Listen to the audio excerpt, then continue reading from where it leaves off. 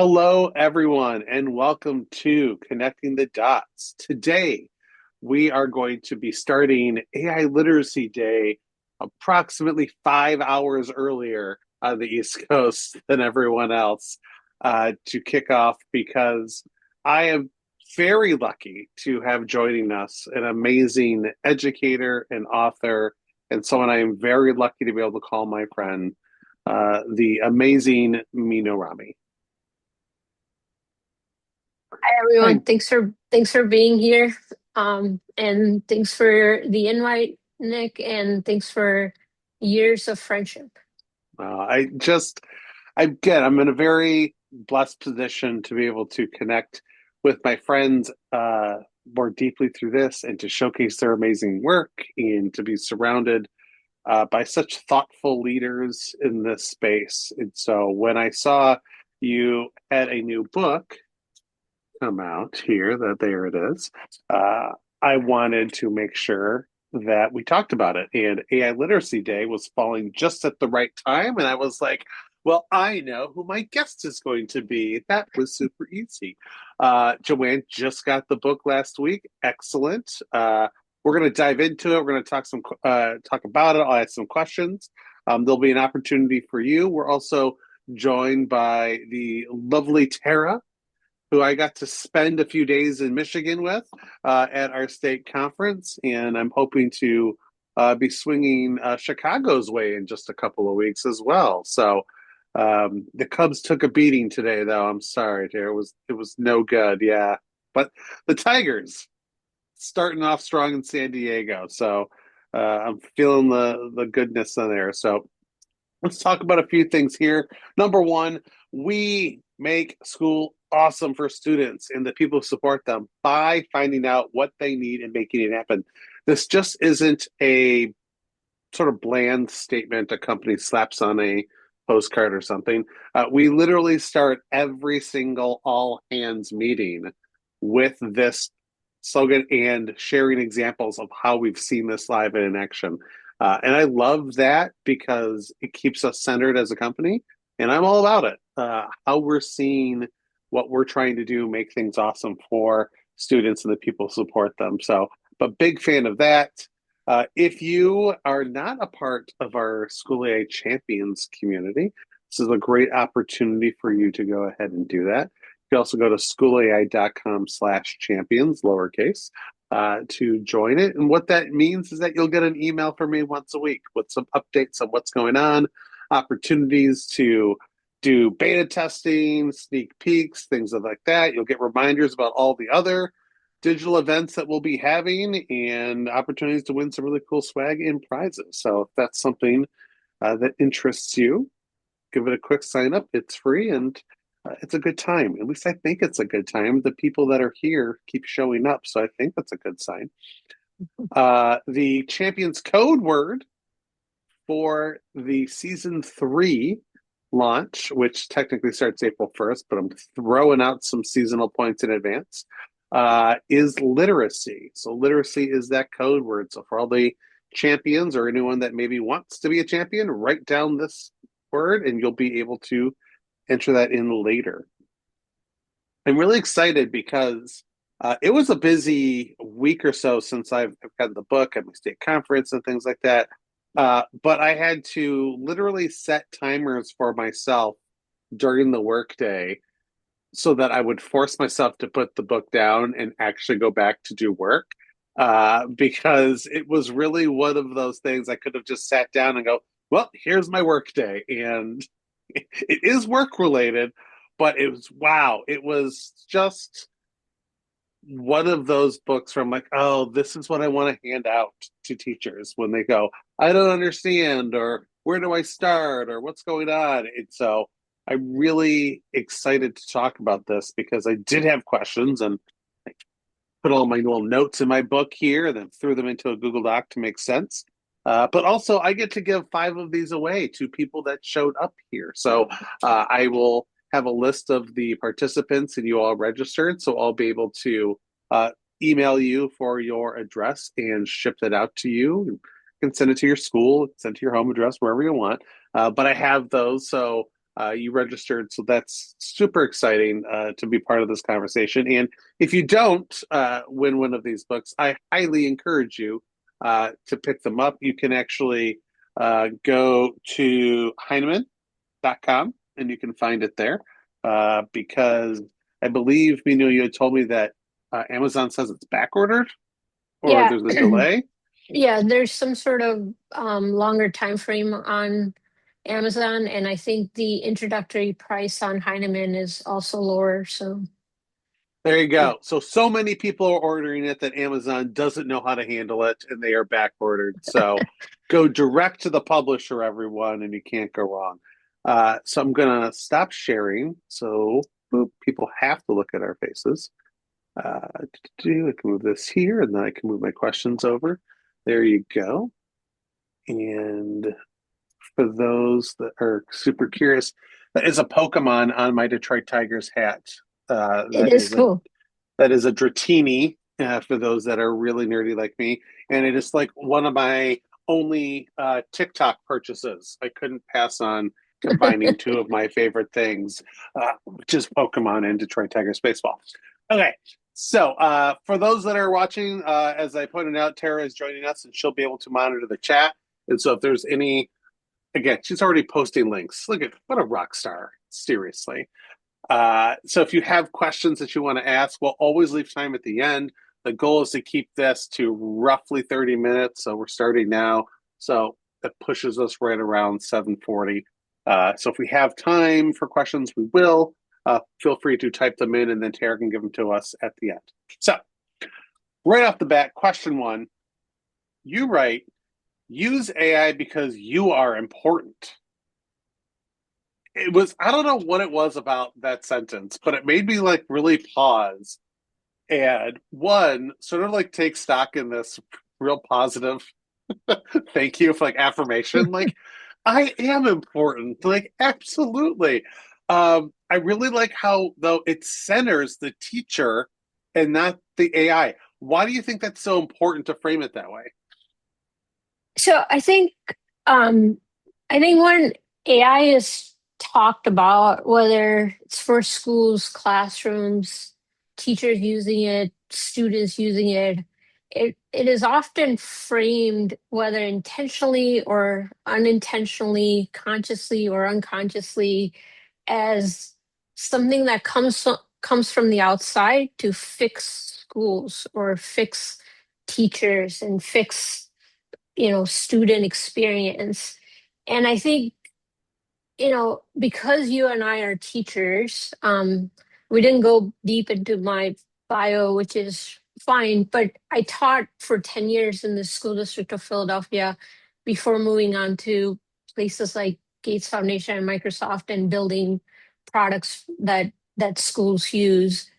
You know, because I've been a teacher and I work closely with teacher communities like the National Writing Project and NCT, I see teachers as the experts and the heart of the classroom where they bring judgment, care, attention, intuition, local knowledge, deep knowledge of the students and what they care about and how to build relationships with lots of kids.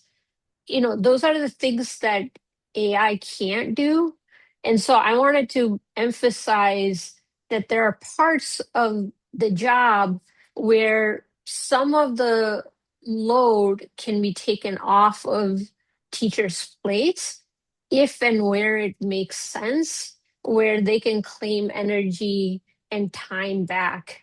And what I do in chapter 2 is really talk about, in order to write this book, I talked to about 100, teachers, experts, researchers, and I highlight examples of people doing just that. So one example that I love from a school in Pennsylvania is the teacher uses AI to create monthly newsletters that she sends out to families of students in her classroom, and instead of like it taking a couple of hours of her time, it reduced that time load. I don't know exactly, but guesstimating like to 15, 20 minutes where she can quickly churn out like timely, visually appealing updates, even in multiple languages, because she's leveraging AI. Now, nothing in there, she's not putting student names or personal information in the AI tool, and there's really no harm in the way that she's using it. But what she's taking back is the time and energy, and perhaps meeting families via multiple languages that she wouldn't have been able to before. So I think that's one quick example of preserving what's human about our work, and then, thinking about tasks or work that can be done on behalf of us while we check the output from AI and do all the right things, um, where some of the time and energy can be taken back. I want teachers to feel agency in this moment. And I think the agency comes from deciding, what work they will preserve for themselves and what work makes sense to partner with AI on. The wisdom is not, in the language models, it's not in the AI companies. The wisdom and expertise is in the work that teachers do and do so well. It's such an excellent point about using your own wisdom, right? What we have, what we've learned, and emphasizing that and the agency to choose what we're going to spend our time on. So it reminds me, and it's just one of those things where it's always so interesting what teachers decide is the technology they're going to push back against. Yeah. Um, so as an English teacher, one of the things that I did early on in my sort of tech focused trajectory was become a near paperless classroom.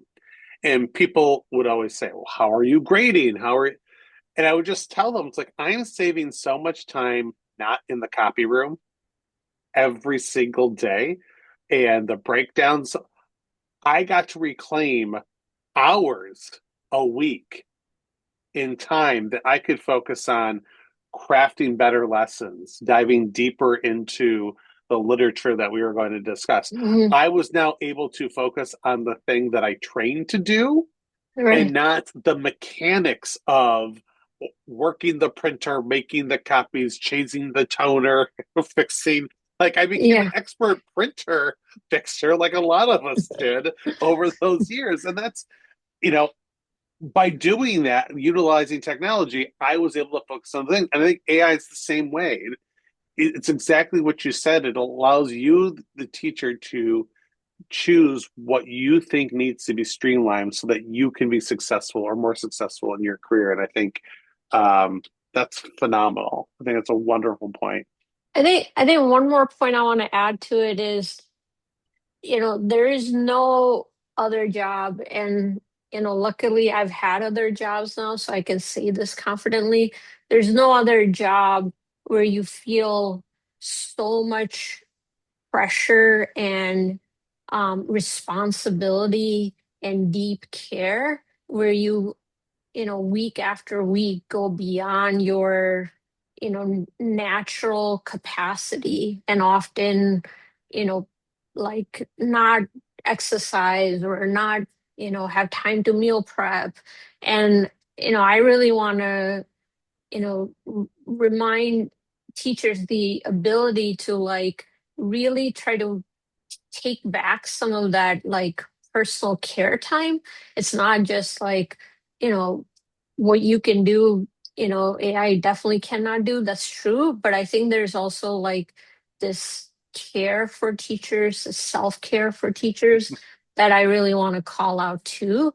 Because I did that as a teacher. And, had such tools existed, I definitely would have perhaps found more time for things like working out and maybe eating better than I did. Well, I think one of the things I've heard other people talk about AI say it's going to save you so many more hours that you can focus on grading this and that. And I was like, ugh, what is the worst way to use your extra time? time that you just got back for grading. I'm like, this extra time is going to be for me on the couch with my dog watching the show. Like that's exactly what I'm using that time for. Lisa talks about That's also self-care, right? it Yeah. is. It is. Yeah. Uh, Kristen Zimke's text and textbook, Lisa pointed out. She was a guest back in the fall on Connecting the Dots. Kristen, another mutual friend of ours, who again talking about the value of that literacy. So, my next question for you: you provide a specific guide to help strengthen prompts. I've heard some teachers say that prompting is not a skill that teachers or students need to worry about because it's no different than just entering a Google search. What are your thoughts on that? I think it's quite different. I think, you know, Google search works on, part of AI, which is like an algorithm that, puts the highest or most trusted sources, but sometimes it's manipulated. Like if you pay Google, your site might be ranked higher. But prompting is different because you're directing a system where you are providing context, you're specifying a task, you're making sure that in your prompt you're clear about the audience, the type of output you want, that you critically evaluate an output that you get back. Um, you know, in the book, there's a a framework called specific that is also available on the Heinemann site as like a PDF resource that people can download.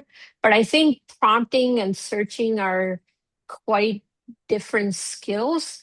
And I would say that not only should teachers like think about it and be adept at it, but model for students how leaving out audience or not having specificity, the the difference in quality that you get back in output from an LLM. The other thing that I would say that is really important that I often talk to teachers about and teachers have talked to me about that's important is the evaluation of the output, just because, sometimes an AI model will sound very confident. I just did a talk for a group of NCT teachers, and, I put a prompt and a response up where, in Act Two, Scene Two, there's a line in Romeo and Juliet, and the LLM like clearly, confidently claims that it's said by Juliet, but it's actually said by Romeo.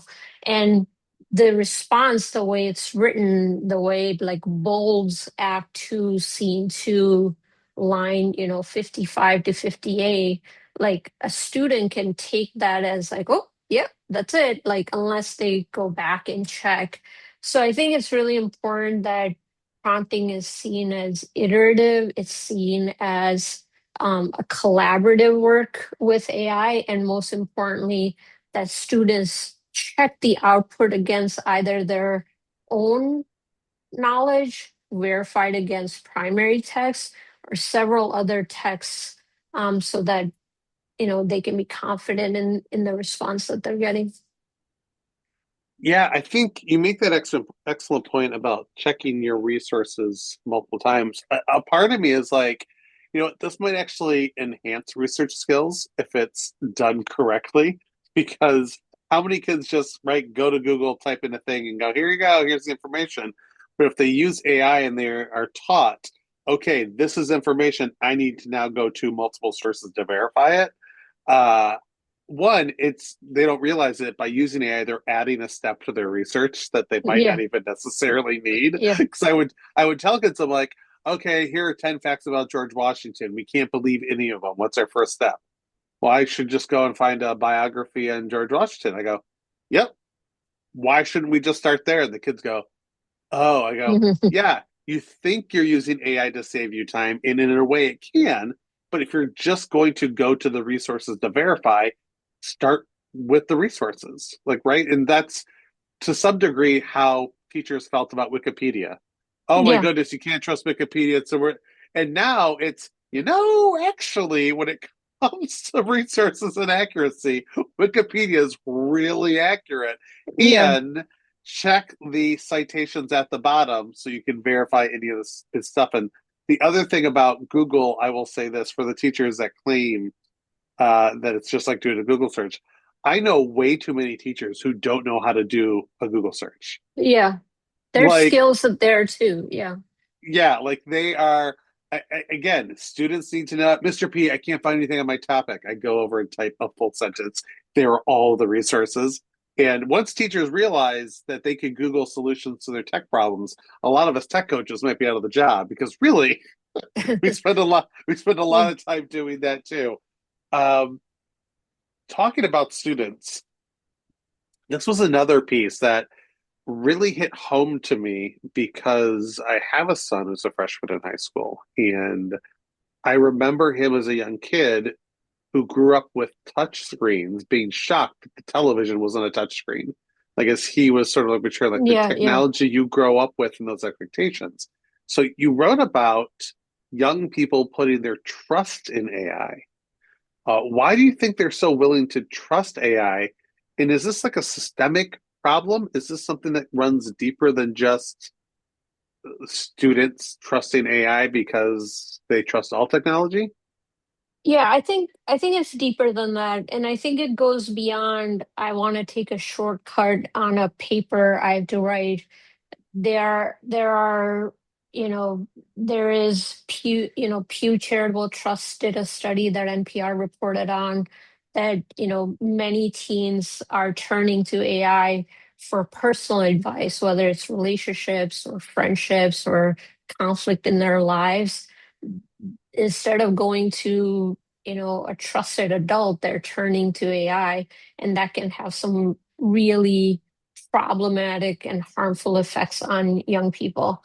I think they're doing it because they're growing up in an environment where AI is made to sound helpful and human and confident solution. And I think it's getting more and more difficult for maybe teens to find those connections in the real world where they can feel just as free to ask maybe an embarrassing question, or I'm having conflict, with someone I like in school and I don't know how to handle it. I think they're going to it because it's easy, it's accessible, and maybe that embarrassment or hesitation of talking about such things they can bypass easily. I think loneliness is also a factor, and one of the things that I talk about in the book is, you know as a teacher you have to kind of monitor where, especially teens might be becoming over reliant on these technologies and might be like falling into a technological void and kind of receding from the real world. And, we've all had kids like that in our classrooms, and you have to do extra work to build that relationship and bring them back. So I don't think it just falls on schools or teachers. I think um, this is going to be, if you follow the news in past couple of days, um, Meta and YouTube was held responsible for addictive behaviors, in how, kids and teens use their products. I think if we fast forward 10 years from now, we might see similar issues with AI being in that place, but not if we as society intervene and learn from the mistakes that we made with how we regulated social media and how we might fence in AI tools. I don't think it's that kids trust AI too much. I think we need to teach them, either alternatives or having like enough discernment or judgment that like it's appropriate for this task, but maybe not appropriate for this need that you have in life. Do you think it's a losing battle in education, though? By the time education seems to get its act together to address these things, students have already been using it for like 5+ years. Yeah, and that's another thing that I talk about in the book. I cite a research study, and I don't want to misquote it, but people can find it in the book that kids are already using it, whether they're getting guidance from parents or schools or not. That's actually one of the reasons why I urge teachers not to all out embrace AI, but have enough knowledge and expertise in it so they can be guides and support for their students because they're already doing it. Yeah, it I remember when YouTube came out and it was a very sort of like, I don't know, corner of the internet thing, right? Like people who have been around the internet long enough can remember where it was just YouTube was just where you had random videos, and now it's TV with NFL and NBA deals. Like it is Yeah, vastly different, and parents had no idea that kids were spending the time that they were on yeah. YouTube and uploading It's bigger uploading than like videos. Disney. Yeah, it's bigger than Disney. Yeah. Yeah, so one of the things, at least for me, and I think for you, and we've known these teachers like Mary Beth is like another wonderful example. Yeah. Um, Staying hip and cool with what's going on is Yeah. really important. Yeah. Especially, I know Mary Beth's with middle schoolers now, and I was high school and middle school. You had your high school, like just being aware Yeah, I think of, it's super important. yeah, it's just to know, like, I don't know, do I want to know that 6'7" is a thing? I don't want to know that, but I Yeah. did know it was a thing and I did know where it came from. Why? It might be important in talking to a kid. I don't know. But knowing things about, I don't know, internet culture and things like that help you as a teacher remain relevant and just aware. And some of the things that I would hear is, especially at the middle school, there's this wave of very toxic masculinity Hmm. podcasters that are, I mean, like telling young men just the craziest of things. And teachers had no idea. And these young men were talking about these podcasters in their class. I was like, nope, nope, we're not talking about that. Yeah. And I had to like talk about it in a staff meeting and like show a video and be like, this is a thing we need to know. And parents need to know that when they have their earbuds in, they're listening to this. And Yeah. AI is no different. And I think one example right now is character AI. Yep. And that And I is where talk you about that in the, yeah. I've read the book. See, I see what I'm doing. I'm Yep. working that right in. Character AI is another one where teens are turning to for relationships and advice and comfort. And you can just access it from your phone. Like that's just it. And that, as a parent, for me right now, I have all of the parental controls and all of the things I can. And I'm a techie person. Like I have router settings in place. The average parent doesn't have that, right? And Yeah. so I think about all of those parents. And so you talk about it's not just the teacher's job, uh, it's the parent's job, but is it the teacher's slash school's job to educate the parents? I don't know. Like Yeah. that's Yeah. that we're getting to a larger societal questions, right? Like, at Yeah. what point is it not the school's responsibility to manage all of the things? And I don't know Yeah. if there's an answer to that. My next question is this is a tough one. We had Ken Shelton and Dee Lanier on in January, and they have their book about AI ethics and equity.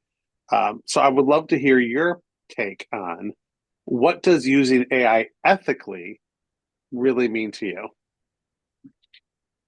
I think it means using it in a way that protects human dignity and makes sure that it supports real learning and doesn't do the thinking for students, but helps them express ideas, um, their thoughts, or their work.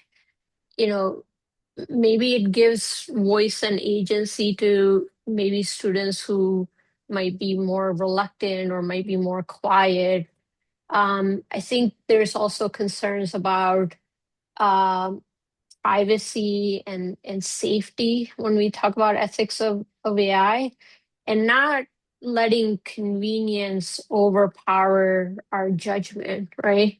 So one of the metaphors that I've heard around how we teach, maybe ourselves even and our students about if and when to use AI is the difference of like how machines are used in a gym and a construction site.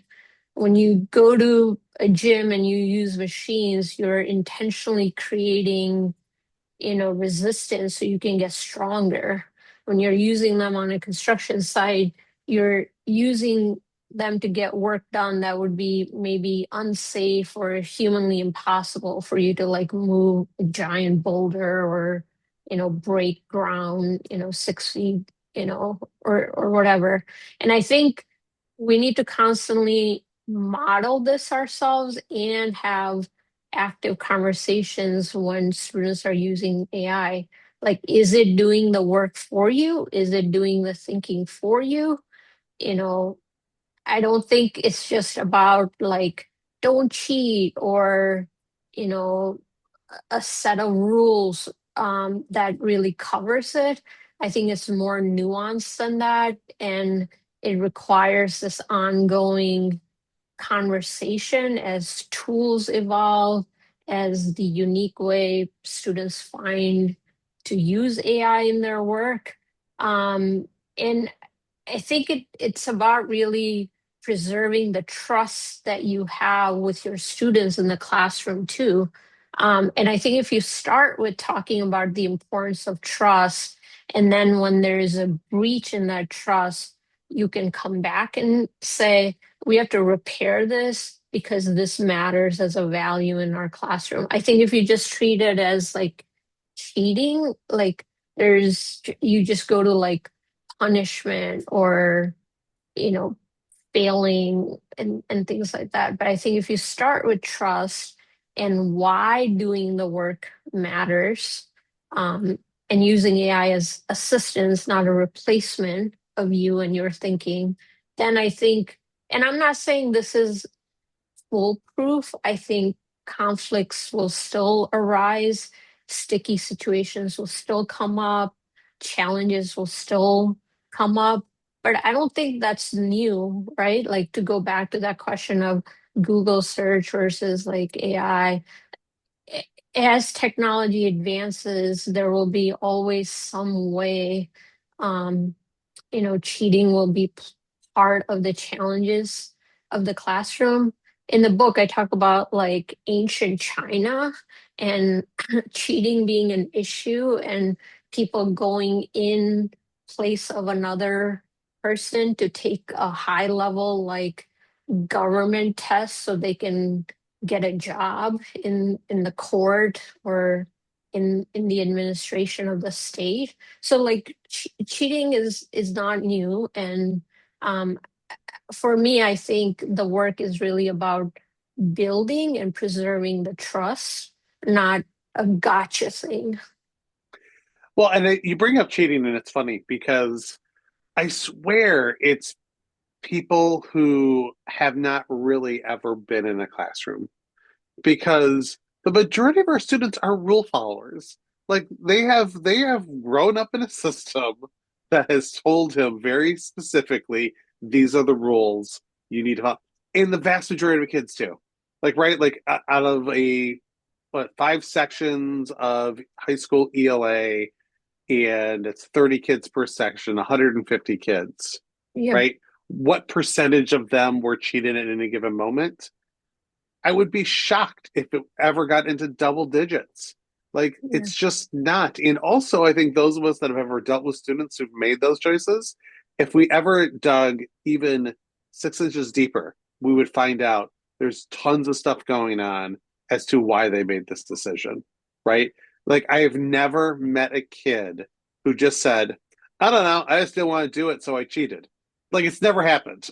Like in 20 years of teaching, no kid was just like, oh, it was always just like, I was scared, I was frustrated, I had to get it done, I had this job, I had this like there's a million reasons why. And again, that's where I feel like the being a teacher human part comes in. Yeah. Because yes, tech can catch you, but there's so much more to the reason why. That's where the teacher comes in, which takes me to the last question. And you'll And be able to answer and it, but it connects. And if I can just add one more thing to Yeah. the ethics, like I don't want to minimize the frustration teachers are feeling right now.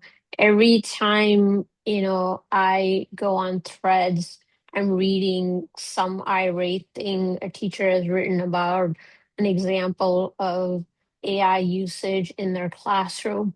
But I think for that exact reason, we have to have conversations about responsible usage. Just to say, I'm only going to do oral exams or it's blue books only, then you get into the equity issue of this conversation that if you don't talk to students about responsible use of AI or work with them on using it in thoughtful, meaningful ways, they might be not served well when they leave your classroom. And so there's an issue of equity in here for me too. Yeah. I mean, and I think that's not for those of us done this long enough, right? Everything is connected. Yeah, And it's taking that time to see those connections and trying to do your best to support the kids where they are or to support your staff where they are. And they're all on different journeys going at different speeds. And it is a near impossible task to keep all of those plates spinning. yeah. Um, but this leads me to the last question, which is teaching is human work. Let's talk about this. My hot take for AI has always been using AI correctly creates more human moments, not fewer. Do you agree with that? Why or why not? Yeah, I agree with the caveat when it just removes low value and friction and makes room for human connection and feedback and creativity. That's definitely, what we want. I don't think using it correctly becomes code for like replacing struggle or voice or collaboration or relationship. AI is useful when it makes room for the relationship, not when it replaces it. And I think like using it correctly can mean different things to different people.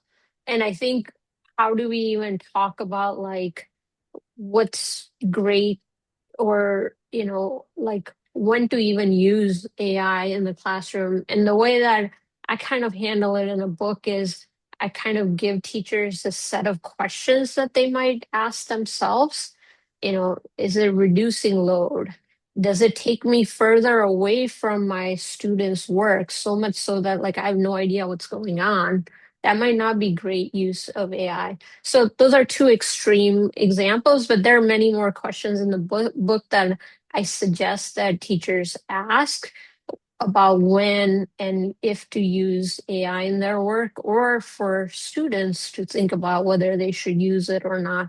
So I think I want to be careful about like using it correctly, but my compass is if it doesn't replace relationship and if it like reduces um you know burden or unmanageable amount of work, then using it in thoughtful ways to claim back time for those relationships, then I think it's good use of AI.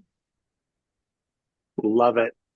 And these are the conversations I just love having with Meenoo, where I say a thing and she goes, "Yeah, I see what you're saying, but I totally wouldn't say it that way." And I have that moment. I was like, "I totally shouldn't be saying it that way. That's all 100% right." So I'm lucky I get to bring my friends on and we get to have these conversations where a lot of the times we always say, "Oh man, this should have been recorded for a podcast or something." Like we got deep, and the next thing you know, we are 30 minutes in.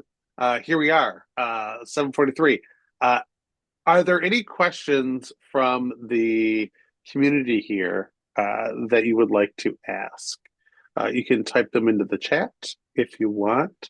I know Tara, I there, don't. I yeah, I know there were questions earlier in the chat, and one great one was, it's not up to always the teacher to decide if and when they're going to use AI. There is a lot of outside pressure and mandates to use AI, and how do we navigate that?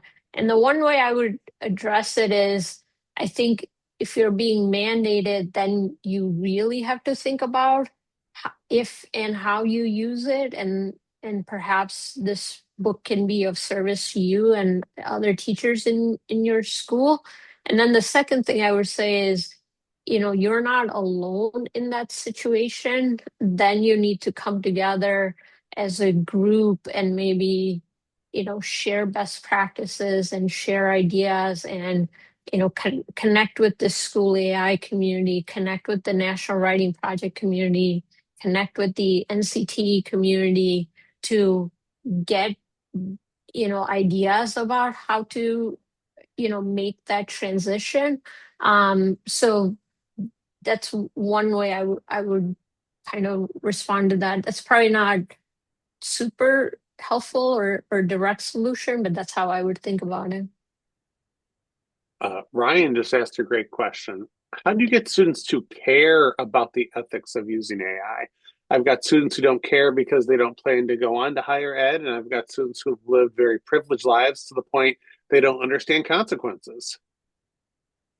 Yeah, one of the ways that I've been thinking about this, that I wish I had actually gone deeper in the book on, but this sort of evolution of my thinking has come up after having these conversations, is the idea of the importance of cultivating your own voice in world of AI and conveying that somehow to students. So let me get clear about what I'm trying to say here.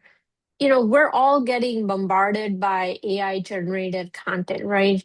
Like emails that you get from companies, the newsletters you get, the content that you read online, even personal emails you get. Sometimes you can just tell, not sometimes, many times you can just tell it was an AI generated content that you're getting. And I think you really have to show to the students, maybe tie it to some of their personal interests, whether they're writers or filmmakers or musical artists, and showcase like how their unique voice makes them valuable even in the age of AI. So, if AI can generate a song in less than 5 seconds in the style of an artist, but then, what's the role of an artist in that world? And I think we have to convey to the student that in order to have, viability in the future, they really have to figure out what unique, you know, specialty they have and special voice they have in the world, and how do we convey that, and how do we help students convey that. So I don't think it's a perfect solution. I empathize a lot with you on like how do we get them to care about it, but I think this idea of cultivating their own unique voice in the age of machines, I think it's an important one. Yes, I'm just going to say yes because that was a spot on answer. I have nothing to add to that. That was like exactly what I 100% yes. We have another question. Let's see. What are some ways that you would recommend teaching kids how to actually use AI? I've been having success with teaching my students how to fact check AI responses, but I feel like all of my lessons involving AI lean more towards don't trust it and trying to get kids to limit their own usage. But I want to teach them how it can be a useful tool. I just don't quite know how. Yeah, I'm going to cheat and I'm going to go to a chapter in the book called Teaching Your Students to Use AI, chapter 4.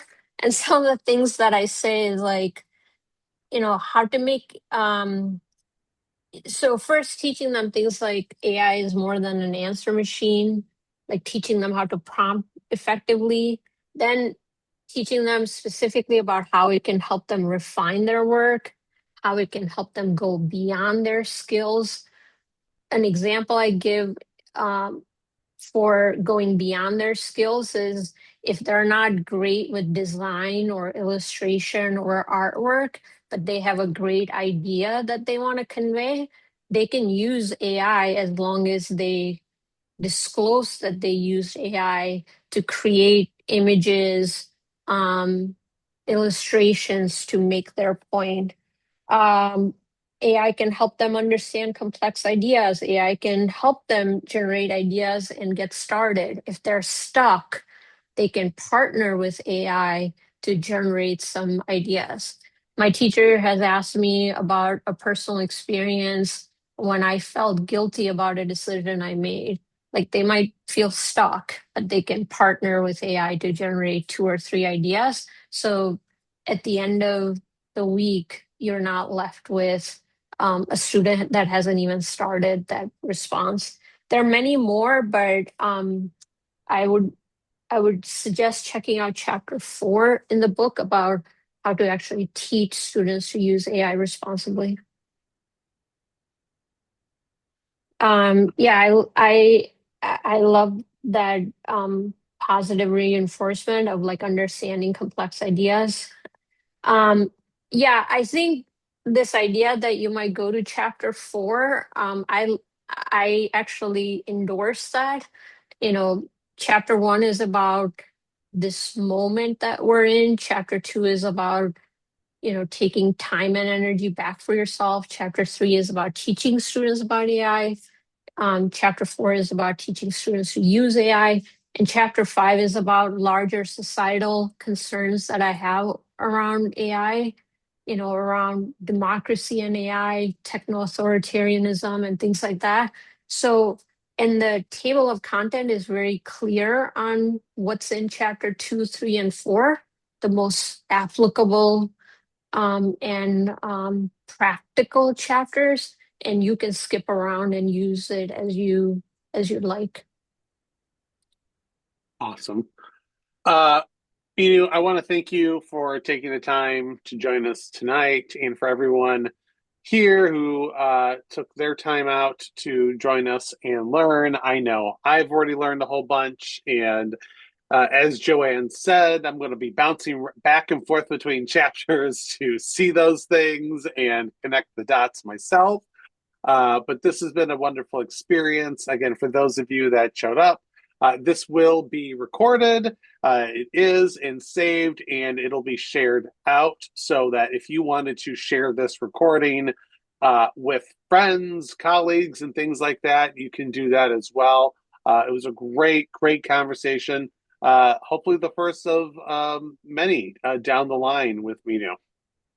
And I want to say thank you right back to you, the School AI community, and especially those of you who were here tonight. If you read the book and like it, I would really appreciate a review on Amazon and on Goodreads.